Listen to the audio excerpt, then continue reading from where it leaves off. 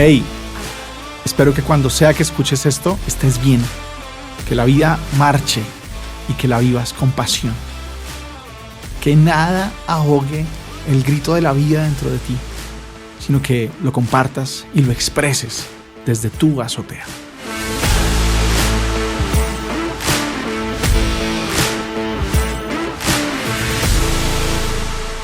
Hola, feliz día, feliz tiempo para ti.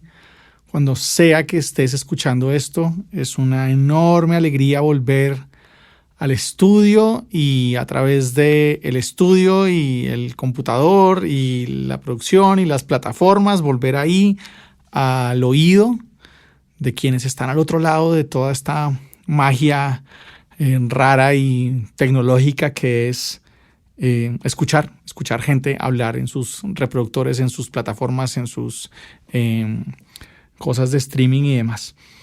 Es de verdad una enorme alegría regresar. Y quería saludarlos porque, claro, hubo una pausa larga y hay algunas personas que escuchan La Azotea con cierta frecuencia y que habían estado ahí pendientes. Bueno, ¿qué pasó? Hubo una pausa y voy a tomarme 2 minutitos de este inicio de episodio para hablar de esa pausa. Solo 2 minutitos nada más. No pudimos grabar, no pude yo grabar y en algunos momentos también en la producción no se podía por cosas que estaban pasando en la vida, porque la vida se puso dura, se puso compleja y cerca de mí hubo temas de enfermedad, cerca de mí hubo temas muy cercanos a crisis durísimas, a la muerte, y hubo mucha tristeza y hubo mucha desolación en los últimos meses y eso claramente pues me alejó a mí, no del Señor por fortuna, cosa que no es posible y no porque yo tenga un corazón cercano, invencible, no, sino porque no es posible para un pez en el océano alejarse del agua, no es posible, y así de la misma forma no es posible que un ser humano que respire esté lejos de quien lo ama y quien lo hizo con sus propias manos. Pero tener la concentración necesaria, el entusiasmo necesario, la cabeza para trazar y rayar las ideas requiere pues cierto nivel de tranquilidad, cierto nivel de concentración, cierto nivel de cosas que no tenía en estos meses y pues simplemente pausé porque creo profundamente en algo que también me atraviesa y de lo que hablaremos en algún capítulo, que es la lógica de la gratuidad. La lógica de la gratuidad, que es si tienes un pan y lo puedes compartir, hazlo. Y cuando no lo tengas, no te sientas mal porque no lo puedes hacer y de pronto hasta toca la puerta a ver quién te puede compartir algo. Mi vida ha sido profundamente bañada de gente que ha estado cerca de mí, de mi familia, de todas las circunstancias que estaban pasando que eran complejas y a quienes les debo la vida y les agradezco enormemente porque además fueron obviamente manifestaciones del infinito amor del Señor para mí. Pero no quería tampoco sentirme mal por no estar acá, por no poder llegar a tu oído, porque no tenía cómo. Y ahora que ya, pues estoy acá. Y cuando vos quieras compartir lo que llevas en el corazón, hazlo. Y cuando sientas que no hay nada en el corazón, no pasa nada. Porque tienes a dónde ir, a dónde correr y a dónde recargarte, o dónde descansar, o dónde gritar, o lo que sea. Entonces, por eso no, y por eso ahora sí. Así que bienvenidos de regreso a lo que va a ser el final, la recta final de la segunda temporada de La Azotea Podcast, con este episodio 18 y con esta brevísima introducción de regreso. Comenzamos. Un grito desde la azotea. La oración que seguramente más hemos repetido en nuestra vida, o bueno, una de las que más hemos repetido en la vida, porque hay alguna que se repite de manera frenética, numéricamente muchísimo, pero el Padre Nuestro, que seguramente lo hemos dicho muchísimas veces, del que yo tengo dudas que haya sido pensado en los orígenes del cristianismo como una oración para repetir, pero esa es otra discusión, porque creo que en realidad es un itinerario de espiritualidad muy, muy importante. El Padre Nuestro tiene una frase bien bonita que tiene que ver con la confianza. Es impresionante que se haya vuelto una frase que tiene que ver con la desconfianza, es impresionante, pero inicialmente tiene que ver con la confianza. Los hijos, las hijas, miran a ese Dios que es Padre, Madre, que es consuelo y protección y abrazo, y confiando profundamente en él le dices, ay, que no nos caigamos en las tentaciones, que no nos caigamos en la tentación. Como digo, tristemente y lamentablemente esto se volvió una alerta de tentación regada y esparcida por todas las circunstancias de la vida. Comida, pin, tentación, cuidado. Ahí hay algo. Música, no. Tentación, ahí hay algo terrible. Afecto, no. Cuidado, tentación, ahí hay una tentación.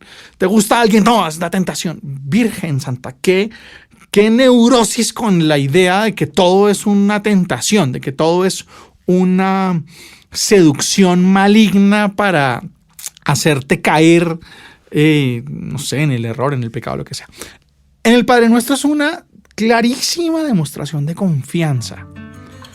Una petición muy simple de saber que también en la vida humana está el error, está el fracaso y sobre todo el hacer del fracaso una guarida. Está la mediocridad y está también a veces esa tendencia un poco a convertir la mediocridad en el escenario de vida, ¿verdad? En el hogar, ¿sí? En el aire que se respira. Y eso hace parte como hace parte del resto de cosas, como hace parte de la alegría, como hace parte de los abrazos, como hace parte de la amistad, como hace parte de enamorarse, como hace parte de todo. Y también está eso, ¿no? También está ese pequeño sensación, ese pequeño sentimiento que todo puede salir bien, pero también podemos hacerlo mal, ¿no? Y esa alerta, que es una alerta necesaria, ¿sí? Se dice con confianza, se dice como, oye, porfa me avisas, ¿no? Como, no sé, como cuando uno va conduciendo y no sabe exactamente para dónde va, pero la persona que está al lado sí. Sin embargo, el que voy conduciendo soy yo. Y yo más o menos estoy orientado, pero cualquier cosa me avisas, ¿no? Pilas, o sea, no vas a dejar que nos perdamos. De eso se trata, el no caer en la tentación. Y como les digo, lamentablemente se etiquetó y se reprodujo como stickers, ¿sí? Por mil partes se pegó la idea de que todo era posible de ser una tentación. Y entonces hay una cantidad de estrés y hay una cantidad de tensión en la gente creyente que tiene que ver con caminar de una manera en la que 1 milímetro más allá y ya te equivocaste, ya la regaste completamente. Y yo creo que en la espiritualidad del cristianismo, entendido como un desarrollo de la buena noticia de Jesús, no son demasiadas las tentaciones.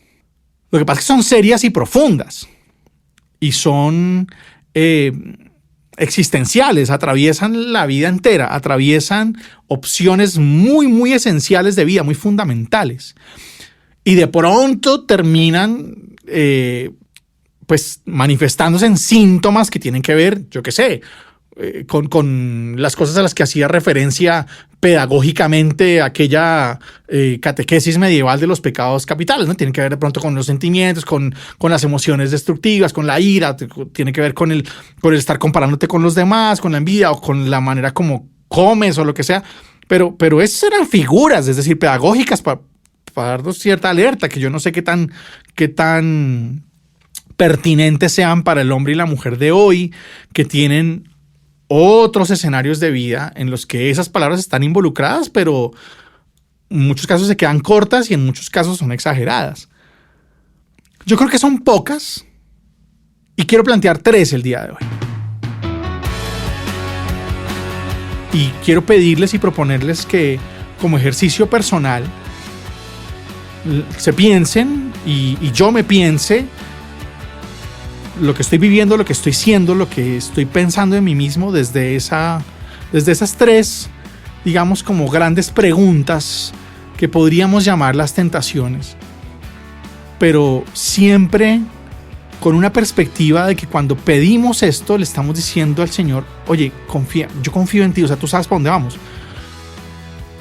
No, manténme atento, ¿no? Manténme atento, que no me vaya a perder en la ruta, porque después toca volverse, ¿sí? Y sería mejor no llegar a donde no quisiera llegar yo en mi vida. La primera yo creo que tiene que ver con huir. Creo que la primera gran tentación del ser humano es huir, que lleva una cantidad enorme de dificultades y que lleva una cantidad enorme de compliques que no son tan necesarios. Y cuando hablo de huir de mí particularmente, de perderme de mí. Ojo con esto. Creo que la primera gran tentación del ser humano es perderse a sí mismo. Y eso significa perderse de vista, eso significa dejarse a un lado, eso significa mirar hacia cualquier cosa que no sea yo. Porque perderme de mí, por la razón que sea, ¿sí? Muchas veces puede ser fruto de malos conceptos que tenemos de nosotros mismos, nos tragamos el cuento de una mentira que nos dijeron cuando en algún momento de la vida era importante que nos dijeran otra cosa sobre lo que somos, y terminamos creyendo que sí, que éramos eso, que éramos tontos, que éramos inútiles, que era lo que sea, ¿sí? O simplemente por distracción, o simplemente porque nos parece mucho más interesante la vida de otra gente, ¿verdad? Siempre me impresiona como la gente que se vuelve casi que enciclopédica de la vida de alguien a quien admiran, o de alguien de la farándula, o de alguien que terminan sabiéndolo todo de otra persona, muchísimo más de lo que saben de sí mismos. Es decir, eso es una cosa que siempre me llama mucho la atención. Y perderme de mí, huir de mí, es una gran tentación. El no dedicarle al espejo de la vida, al espejo no solamente de la imagen, de la cara, del color de mis ojos, del color de mi pelo, de mi piel, etcétera, sino también a lo que voy sintiendo, a lo que voy pensando, a las cosas que no resolví, a las cosas que hice supremamente bien, a los motivos que tengo para estallar de gratitud, a las cosas que vale la pena revisar porque no dejan de causarme cierta vergüenza, sino dejar eso por ahí en un cajón encerrado, no volver a mirarlo, taparlo con una cobijita, ponerle un objeto decorativo encima y nunca más, como algún cajón que tenemos la cara mayoría de nosotros en nuestra casa que no abrimos porque eso allá adentro es un desastre. Es una enorme tentación. Es una enorme tentación porque no hay una sola cosa grandiosa de la vida que vaya a pasar fuera de ese cajón. Ni una. Es decir, no hay una sola experiencia realmente maravillosa y grandiosa de tu vida que tenga que ver con tu alegría, que tenga que ver con tu realización, con tu sentido, que vaya a pasar fuera de donde tú estás, de donde sientes, de donde te piensas, de donde te miras, de donde te confrontas. Ahí es donde va a pasar. Y ojo, porque siendo esta una perspectiva espiritual, seguramente desde otras miradas de la vida nunca hablarían de tentaciones. Pero usando esta perspectiva espiritual con esta palabra que hace parte del argot de lo religioso, ¿no? El no nos dejes caer en tentación. Bueno, ¿qué es la tentación? La religión es una gran tentación para perderse de uno mismo, ¿sí?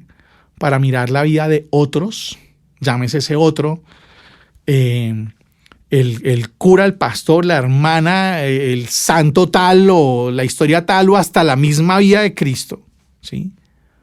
Como una excusa para no mirarme a mí.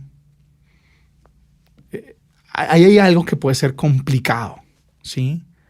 El pasar tanto tiempo usando la espiritualidad como algo que pasa afuera y que me hace mirar hacia afuera para no mirarme a mí. Huir, gran tentación. Gran tentación, no nos dejes caer en la tentación. La segunda yo creo que es como inflar inflarme a mí, ¿no? Entonces ya es como lo contrario del anterior, ¿no? Y es una gran tentación. Y como esto tiene que ver con, la espiritualidad tiene que ver con la moral y con que tú te portes bien. Hay gente que se come el cuento de que se porta bien y que es buena, ¿no? Y entonces terminan con una inflación de su propia personalidad, ¿sí? Pero no solamente pasa en el ambiente religioso, pasa en la gran mayoría de los ambientes, ¿no? La gente que tiene éxitos económicos o éxitos laborales o éxitos académicos y que se infla y terminan convirtiéndose como en un gran centro de gravedad, completamente convencidos de que el mundo gira a su alrededor, de que todos los demás orbitamos a su alrededor, de que la existencia de todos los seres humanos no es más que un satélite de su propia existencia. Y hay una enorme tentación de centrar toda la vida en mí. Si la primera es huir de mí, esta es como de centrarme en mí. Y entonces todo se pierde de vista. O sea, la miopía con la que me miro, o no sé si es miopía o hipermetropía, o no sé exactamente cómo es, pero enfocarme completamente en mí y que desaparezca lo que está detrás, o lo que está al lado, o lo que está enfrente. Porque tengo hinchado el ego, porque tengo hinchado la tristeza. Y lo único importante en la vida es mi tristeza, o mi crisis, o mi desolación. Porque tengo hinchadas mis orgullos, porque tengo hinchadas mis experiencias, porque tengo hinchadas mis sensaciones. Y entonces todo lo que importa es que yo me siente bien, que yo no esté incómodo, que yo no esté incómoda, que nadie me haga nada, que amenace mi sensación de cobijita, de confort, de cualquier cosa que medio me desacomoda ya absolutamente, inmediatamente es una amenaza. Y eso es una hinchazón, eso es una inflamación de mí mismo que va a ser muy difícil querer genuinamente a alguien, interesarte genuinamente por alguien, construir genuinamente un vínculo, porque el otro no cabe, estás tan hinchado que el otro no cabe, se queda por fuera. Y es complicado realmente vivir una vida en armonía con la gente con la que tenemos que convivir, porque esto es un delirio en realidad. O sea, nadie ocupa más espacio del suyo nomás, ¿sí? Pero es un delirio que a veces lo hace complejo. Inflar es una gran tentación. No nos dejes caer en la tentación de creernos más de lo que somos, de opacar la existencia de los otros por desfigurar la nuestra, hasta hacerla, ¿sí?, así como enorme y llamativa y con luces alrededor, como si tuviéramos que ser el centro de todo. Que no caigamos en esa tentación.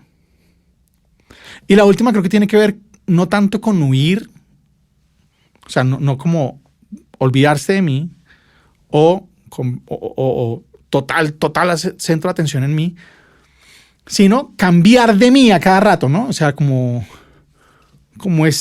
adoptar distintas formas, como este ser un poco camaleónico, que a muchos nos ha pasado porque no es fácil una existencia en la que uno no se adapta. Entonces hay gente que termina camuflándose.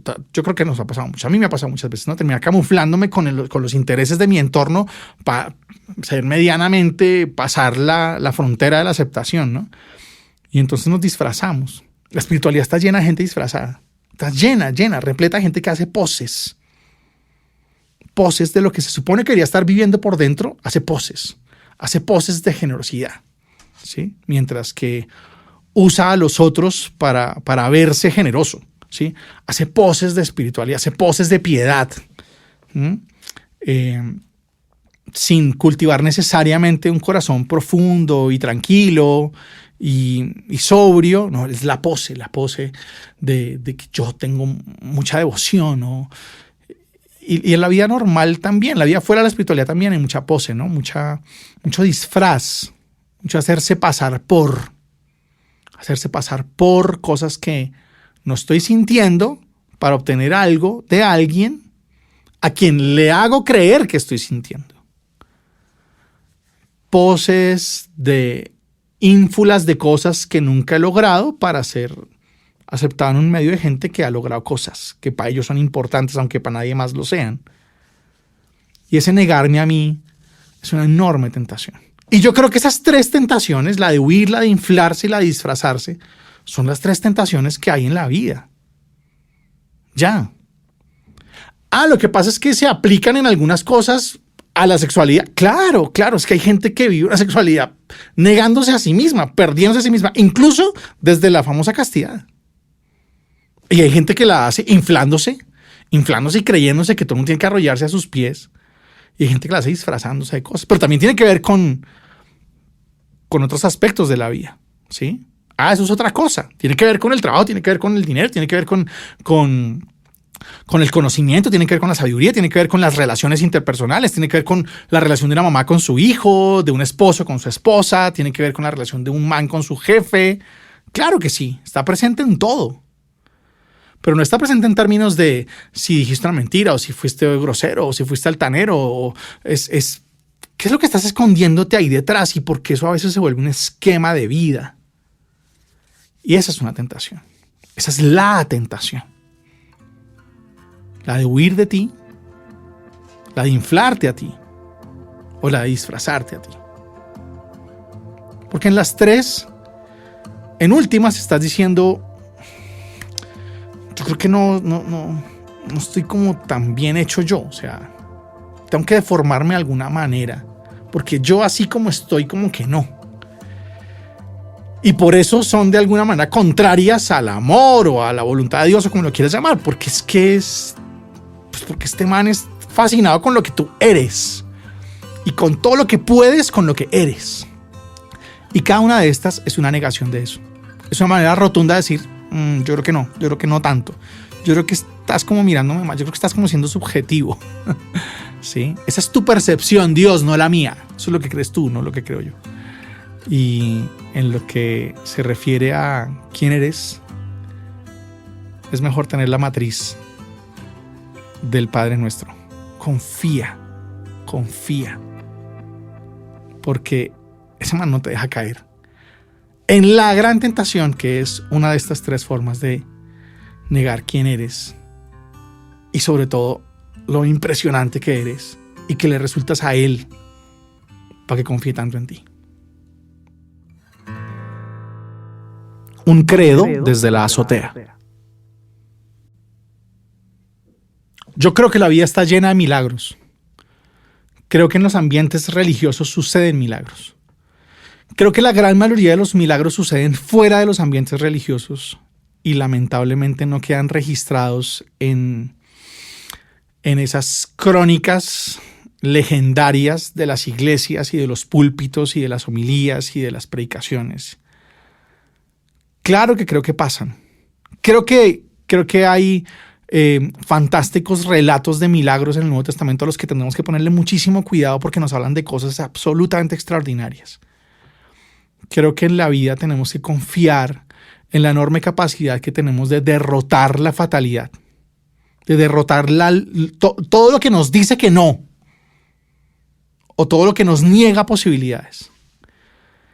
Y muchas veces eso que nos niega posibilidades también tiene que ver con la enfermedad, también tiene que ver con la muerte, también tiene que ver con limitaciones humanas. Y todos los días nos vemos rodeados de gente que se niega, que renuncia a la posibilidad de ser condicionado por las limitaciones humanas. Y esa fuerza interna es una profunda convicción a la que la Biblia llama fe. En la gran mayoría de los relatos de milagros de la Biblia, es la fe el factor determinante.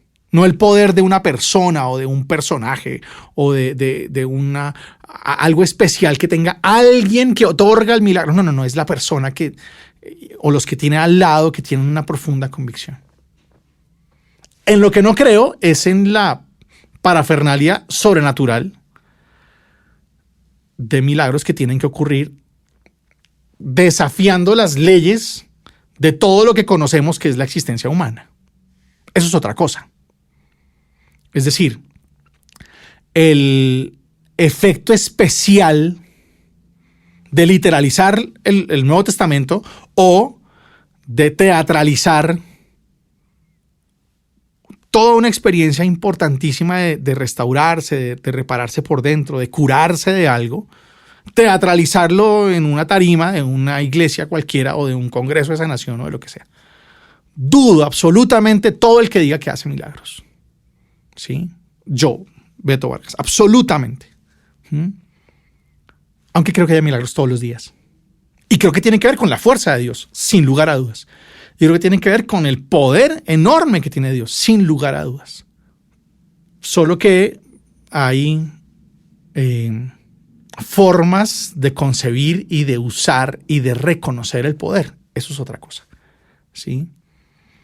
Y en el mundo en el que vivimos y en la parte del mundo en el que vivimos la mayoría de los que estamos escuchando, aunque estos días vi que esta cosa se escucha en otros lugares por allá raros, gracias a los que estén por allá, el desafío de todas las condiciones que nos niegan la felicidad es un milagro. Y todos los que en este momento de su vida, ahora, mañana, en estos días, con su convicción, con su fuerza, con su confianza en el Señor, estén desafiando todo aquello que les niega posibilidades de ser feliz o que se las niega a quienes ustedes aman, esos son los hacedores de milagros. Y esos madres no hacen congresos ni cobran boletas. Ténganlo por seguro. Esas mamás no cobran boletas por los milagros que hacen todos los días. Algunos, incluso que tienen que ver con eso, con la salud, con la enfermedad, con la carencia, con la muerte. Y esas multiplicaciones de las cosas que tenemos en las manos para compartir suceden a diario. A diario. ¿Que nos usan con magia? Bueno, eso es otra cosa. ¿Y que deberíamos reconocerlas más? Sí, sin duda. Sin boletas y sin congresos. Una bendición desde la azotea. Baruch atah Hashem Elohim melech haolam. Bendito sea Señor Dios, Rey del universo, por el tedio, el aburrimiento, por los días grises de desazón que alcanzan a tener un pequeño grado de ser días insoportables. Gracias por esos momentos en los que no caemos en nuestra propia piel, no caemos en nuestra ropa, en la que no sabemos qué hacer, en la que nada nos sirve, pareciera, a veces ni nosotros siquiera. Porque aunque no sean días deseables, llegan. Aunque no sean días que creo que nadie quisiera vivir, llegan, aparecen y se nos cuelan. Y al colarse nos recuerdan cosas, nos ponen alerta en cosas. Y sobre todo nos dejan conocer pequeños lugares de la existencia humana que quizá no conocíamos. Ojalá que esos días nos vuelvan personas más empáticas con quienes los sufren con más frecuencia, más generosas con lo que podemos hacer para alegrar, sazonar un poquito esos días en nuestros amigos y en nuestros hermanos, nuestras hermanas, y que sean días que también, cuando terminen, nos dejen enormes toneladas de aprendizaje y de creatividad, para que cada vez sean menos para nosotros y para quienes están a nuestro lado.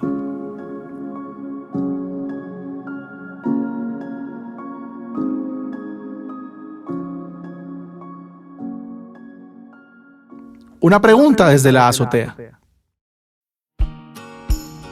Pregunta Victoria. ¿Cómo se construye un proyecto de vida en Dios? Primero quiero hacer mucho énfasis en la forma como mandas la pregunta, porque usas una palabra que es un verbo que es muy lindo, el verbo construir, ¿no? Es decir, pasar de nada a todo, pero piedra a piedra, ladrillo a ladrillo, ¿no? Y además con cierto diseño, ¿sí? Como con cierto plan. Hay un plano detrás, hay una maqueta detrás, no sé, pero casi que es muy difícil construir así como a la loca, como tirar un pocotón de piedras y que termine una casa, es muy complicado. Y yo creo que un proyecto de Dios, para empezar, tiene que ser una construcción, es decir, tenemos que tener conciencia de que no es pasar de cero a la mansión en un segundo y en un chasquear de los dedos simplemente porque la palabra Dios está metida en la ecuación. Eso sería lo primero, me parece fantástico, ¿no?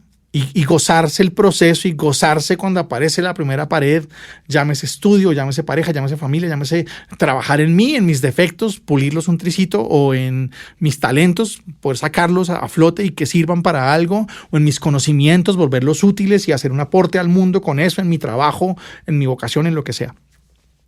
Y por otro lado, el que Dios haga parte del proyecto de vida, pues tiene que ver claramente, creo yo, con coincidir con Él en intereses, coincidir con Él en pasiones y en gustos y en preocupaciones. Y yo creo que cuando coincidimos con Él porque somos amigos, porque nos untamos de su preocupación, porque nos untamos de sus ganas de eliminar sufrimientos y demás, pues vamos haciendo el plano como queramos, ¿sí? Casi que, si me permites usar esta metáfora, yo creo que los fundamentos de la casa, si estamos construyendo algo, el edificio, los fundamentos, qué chévere que coincidan con los fundamentos de Dios, con sus intereses, ¿no? Con el amor, con el perdón, con el consolar al que está mal, con el quitar dolor a donde sea que lleguemos. Y una vez está eso, si eso está ahí, de ahí para arriba construye lo que quieras. Ponle 2 baños, 3, 5, 6 paredes, 2 techos, 6 terrazas. Haz lo que quieras. ¿Sí? Un proyecto de vida en Dios se tiene que hacer con profunda libertad. Y la libertad está, por un lado, en elegir bien los fundamentos, pero por otro lado, en ponerla y decorarla como tú quieras. Y en tu vida cabe lo que tú quieras. Claro que sí. Sin tantas dudas de si Dios va a aprobar esto o va a aprobar esto otro, si le va a gustar. Oye, este man está preocupado por los fundamentos, no porque afiche cuelgas en la pared, ¿sí? Qué patética es una espiritualidad donde creemos que Dios está preocupado por el afiche que colgaste en la pared. Ese man está preocupado por los fundamentos porque coincidan en sus más profundos intereses. Y allá, en esas varillas que están clavadas en la tierra, ojalá esté dentro de tus grandes opciones, las grandes opciones de Él. De ahí para arriba, todo puede pasar y será fantástico. Un saludo desde la azotea. Oigan, mi amigo Alberto Linero y Alci Matallana, su amada. Alberto Linero, amigo de la azotea, pues claramente, andan trabajando por estos días en una aplicación de bienestar que va a ser una cosa fantástica. Ya la pueden seguir en Instagram y, por supuesto, invitadísimos cuando esté al aire la aplicación a que la descarguen, la usen, a que le saquen todo el provecho del mundo, porque es una apuesta por una manera preciosa de concebir la vida, de concebirse a sí mismo y de trabajar todos los días con gusto y con ganas en lo que somos y en lo que podemos llegar a ser. Se llama Sublime. Y encuentran en Instagram como Soy Sublime App con doble P, ¿no? Soy Sublime App. Ahí están como los adelantos, ahí pueden ir conociendo el proyecto. Y por supuesto, desde aquí, un saludo enorme a Sublime, a Alberto, a Alci, a todo el equipo que trabaja ahí. Y por supuesto, la invitación, que conozcan y que se empapen de esta propuesta y que la usen, que está buenísima. Termina así el episodio de hoy. Gracias por escuchar, gracias por compartir. No olviden que nos pueden escribir en La Azotea Podcast en Instagram y que nada ahogue el grito de la vida que llevan dentro. Al contrario, que lo puedan compartir y expresar desde su azotea.